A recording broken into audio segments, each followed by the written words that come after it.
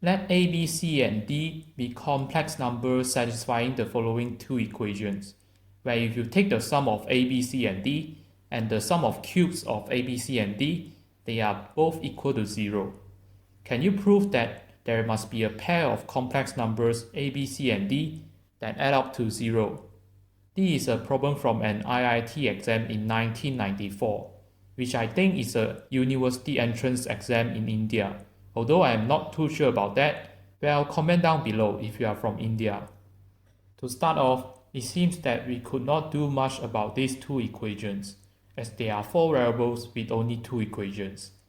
Maybe it would be a good idea to try and reduce the number of variables by eliminating one of them from an equation. And I can do that by rearranging the first equation to get that d is equal to negative a minus b minus c. Then by replacing a d in the second equation with the above information, we end up with the following equation over here. Now I'll just expand the whole equation and see what we'll get, which I think is not too bad and not too hard to do so. What we'll end up with is this following equation over here, which the latter is actually a symmetric sum where you will cycle through the variables a, b, and c. Upon expanding the expression a plus b plus c, the whole thing cubed.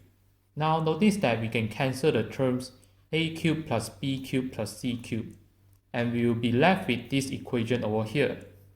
Now since the problem tells us that we must show that there is a pair of complex numbers that add up to 0, this actually points us towards factorizing this expression, and by equating this to be equal to 0, it may imply that a pair of complex numbers do add up to 0. And you can do the factorization in two ways. The first way would be to group these terms into three groups, so that now I can factorize out a common factor of a plus b. Then we have negative 3 times by a plus b, ab plus bc plus ac plus c squared is equal to 0. Then we have this equation over here.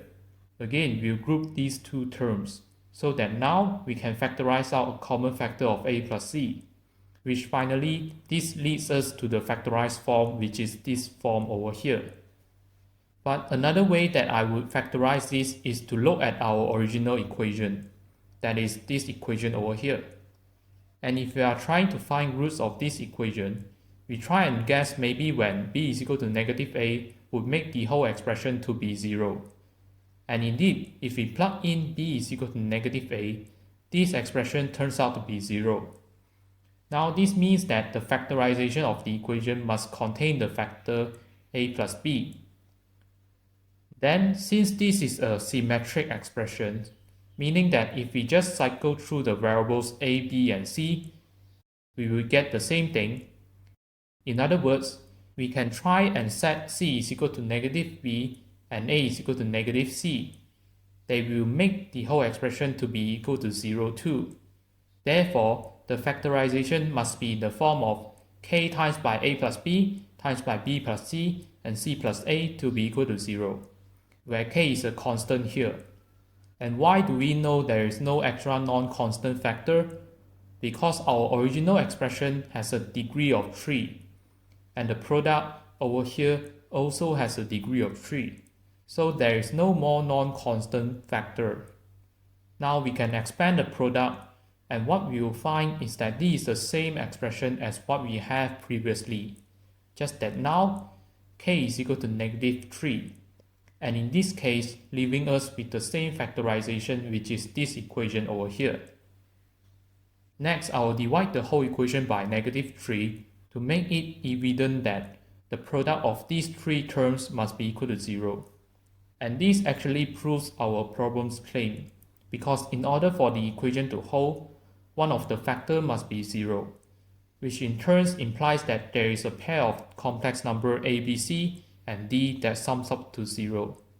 Now actually, if you are not satisfied with the fact that this equation doesn't include the variable d, then you can actually go back and replace the variables a, b, and c with other combinations of three variables among the variables a, b, c, and d.